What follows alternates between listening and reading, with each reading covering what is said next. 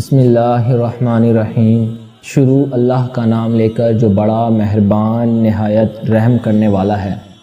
تمام تعریفوں کی مالک وہ ذات اللہ ہے جس نے ہمارے رہبر حضرت محمد صلی اللہ علیہ وآلہ وسلم کو کوثر عطا کی۔ وہی ذات قیامت کے روز ہمارے فیصلے پر قادر ہے، اور بے شک ہم انسان ہی خسارے میں ہیں، لاپرواہ ہیں۔ برادرز اینڈ سسٹرز، السلام علیکم۔ آج سے تقریباً 1 سال پہلے ہم نے سوات جانے کا پلان بنایا کہ ہم نے سوات جانا ہے کزنز نے۔ تو اس سے پہلے ایک دوست سوات سے ہو کر آیا، اس نے ہمیں بتایا کہ سوات اتنا خوبصورت ہے، سوات اس طرح جائیے، یہ پیٹرن فالو کیجئے، یہ سٹیز میں جائیے گا، اس طرح سے آپ سوات چلے جائیے۔ اسی دوران ایک دوست کشمیر سے ہو کر آیا۔ کشمیر سے جو ہو کر آیا اس نے بھی ہمیں بتایا کہ آپ فلاں شہر جائیے گا، اتنا آپ کا خرچہ ہوگا، اس طرح سے پیٹرن فالو کیجئے گا۔ اس نے بھی ہمیں اپنے وہاں گزرے ہوئے احوال سے آگاہ کیا۔ دیکھیے، ان کے احوال بتانے سے ہمارے اندر ایک کریز پیدا ہوا کہ ہم نے بھی ان علاقوں میں جانا ہے۔ تو ہم نے سوچا کہ ہم بھی جائیں گے ان علاقوں میں، لیکن ہم نے کشمیر جانے کی بجائے سوات جانے کا فیصلہ کیا، اس وجہ سے کہ شاید کہ جس بندے نے ہمیں بتایا تھا اس کی کریڈیبلٹی اس کشمیر جاننے والے بندے سے زیادہ تھی، تو ہم نے اس بندے کی بات کو پریفرنس دی۔ تو ناظرین، اسی طرح ایک وہ ہستی جس سے ہم محبت کا دعویٰ کرتے ہیں، شاید ایک پل بھی وہ ایسا نہ گزرے جس پل میں ہمارے دل میں اس کی محبت نہ ہو۔ اگر کوئی پل ایسا ہمارے دل میں آ جائے، خدا نہ خواستہ کہ اس کی محبت ہمارے دل میں نہ رہے، تو شاید ہماری دنیا کا یہ سب سے بدترین پل ہوگا۔ تو اس ہستی نے ہمیں بتایا، ایک حدیث کی کتاب میں آتا ہے کہ نبی کریم صلی اللہ علیہ وآلہ وسلم نے ہمیں بتایا کہ میں جب معراج پہ گیا تو میں نے ایک نہر کو دیکھا۔ جب میں نے اس نہر کو دیکھا تو میں نے جبرائیل سے پوچھا، اے جبرائیل، یہ کون سی نہر ہے؟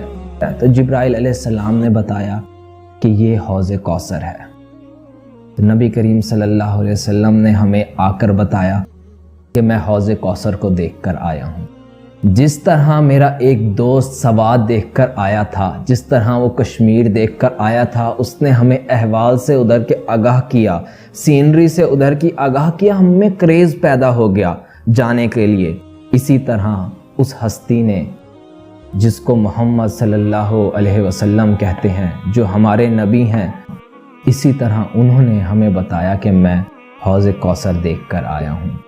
انہوں نے حوض کوثر کے بارے میں ہمیں بتایا۔ وہ ہستی بتاتی ہے کہ وہ نہر کیسی ہے۔ سنیے گا وہ نہر کیسی ہے۔ ایک نہر جا رہی ہے، 2 آبشاریں جنت سے اس کے اندر گر رہی ہیں، اس کی چوڑائی اور اس کی لمبائی برابر ہیں، اس طرح جس طرح عمان سے لے کے اردن تک کا فاصلہ ہو، اس طرح ان کی لمبائی اور چوڑائی ہے۔ اس کے کنارے خولدار موتیوں سے سجے ہوئے ہیں۔ اگر یاد رہے، خولدار موتی یہ وہ عام موتی نہیں ہوتے، یہ دنیا میں بھی اگر خولدار موتی دیکھیں، یہ موتیوں کی ایک اعلیٰ قسم ہے۔ تو ان خولدار موتیوں سے اس کی نہر کے کنارے سجے ہوئے ہیں۔ اس نہر کا پانی اتنا شفاف کہ دودھ سے زیادہ سفید، شہد سے زیادہ میٹھا ہے۔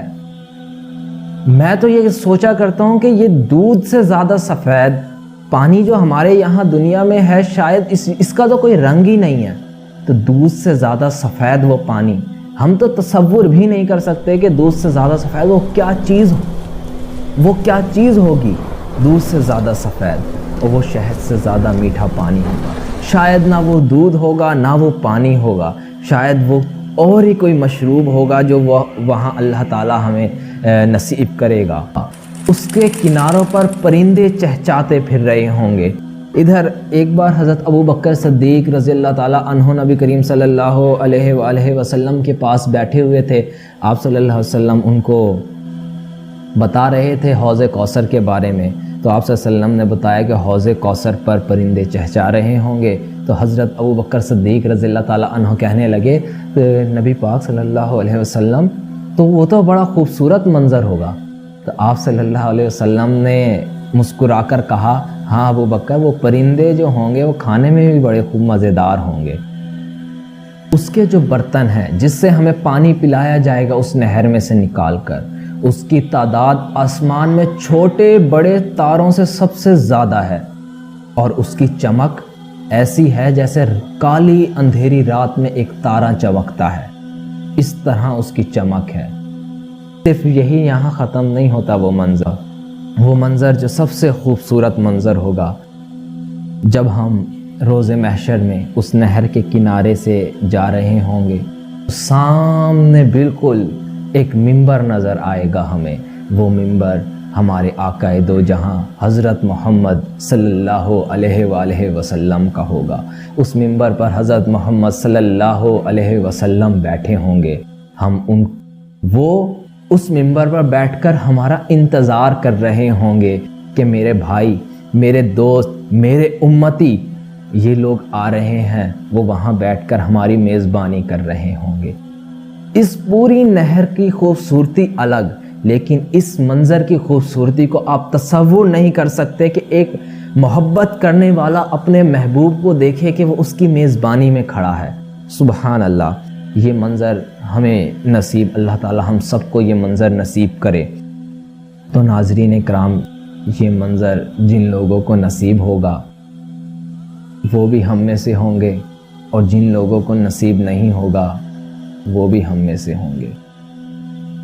آپ صلی اللہ علیہ وسلم ایک قبرستان میں گئے، قبرستان میں جا کے آپ نے قبر والوں کو سلام کیا۔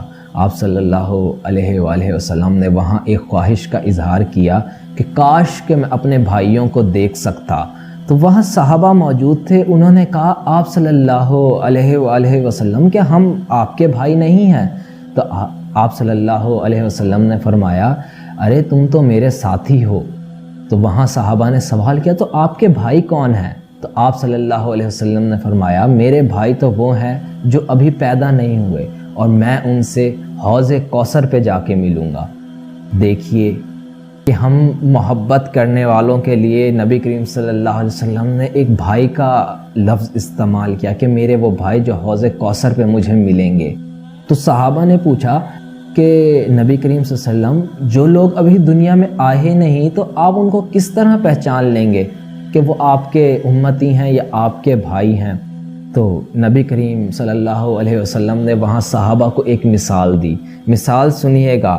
آپ صلی اللہ علیہ وسلم نے فرمایا ایک شخص ہے، اس کے پاس سفید منہ اور ہاتھ پاؤں والا گھوڑا ہے، اور ایک شخص ہے اس کے پاس کالے گھوڑے ہیں۔ آپ مجھے بتائیے کیا وہ شخص کالے گھوڑوں میں اپنا سفید گھوڑا نہیں پہچان سکے گا؟ صحابہ نے کہا کیوں نہیں، وہ تو آسانی سے پہچان لے گا کہ میرا گھوڑا تو یہ والا ہے۔ تو آپ صلی اللہ علیہ وسلم نے فرمایا کہ میرے بھائی، میرے امتی جب وہاں آئیں گے تو ان کے چہرے، ان کے ہاتھ، ان کے پاؤں روشن ہوں گے، چمک رہے ہوں گے، ان کے وہ اعضاء جس پہ وضو کا پانی لگتا ہے وہ اعضاء چمک رہے ہوں گے، وہ لوگ جب میرے پاس آئیں گے۔ تو ناظرین اکرام، یہاں لمحہ فکریہ آتا ہے کہ کیا ہم لوگ وضو کر کے اپنے ہاتھ، اپنے پاؤں، اپنا منہ چمکا رہے ہیں؟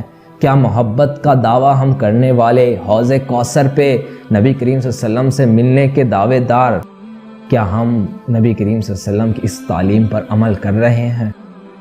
اگر ہمارے ہاتھ، ہمارے پاؤں، ہمارا چہرہ روشن نہیں ہوگا تو شاید ہم اس لائن میں بھی نہ کھڑے ہو سکیں جہاں ہمارا میزبان، ہمارے دو آقا دو جہاں ہم سے ملنے کے لیے کھڑے ہوں گے۔ ایک موقع پر آپ صلی اللہ علیہ وسلم نے لوگوں کو مخاطب ہو کر فرمایا اے لوگو، تم میں سے کوئی میرے پاس اس حالت میں نہ آئے کہ اس کو دور دھکیلا جا رہا ہو، جس طرح ایک بھٹکے ہوئے اونٹ کو ریوڑ سے دھکیلا جا رہا ہوتا ہے، اس حالت میں کوئی نہ آئے۔ ایک آپ صلی اللہ علیہ وسلم نے ایک اور جگہ پر فرمایا میں روز محشر اپنی امت پر ان کی کثرت کی وجہ سے فخر کر رہا ہوں گا، تو اے لوگو تم مجھے وہاں رسوا نہ کرا دینا اپنے اعمال کی وجہ سے۔ یہ لوگ جن کے بارے میں آپ صلی اللہ علیہ وسلم نے کہا کہ یہ رسوا نہ کرا دینا، جن کے بارے میں کہا کہ ایسی حالت میں نہ آنا کہ تمہیں دور دھکیلا جا رہا ہو، آپ صلی اللہ علیہ وسلم نے اس کے بارے میں بتایا آپ صلی اللہ علیہ وسلم نے بتایا میں ان سے پوچھوں گا فرشتوں سے کہ یہ تو میرے امتی ہیں، ان کو کیوں دور دھکیل رہے ہو مجھ سے، ان کو میرے قریب آنے دو۔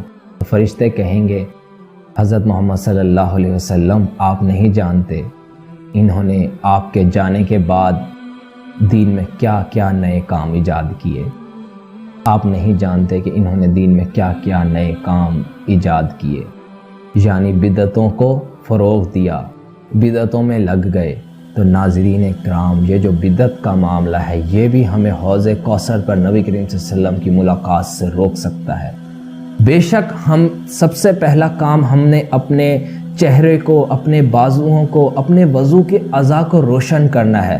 دوسرا کام ہم نے بدعتوں سے، ہم نے خرافات سے بھی بچنا ہے۔ یہ روز محشر میں حوض کوثر کا منظر ہوگا۔ امید ہے کہ اللہ تعالی ہمیں حوض کوثر وہ بھی نبی کریم صلی اللہ علیہ وآلہ وسلم کے ہاتھوں سے نصیب فرمائے، آمین۔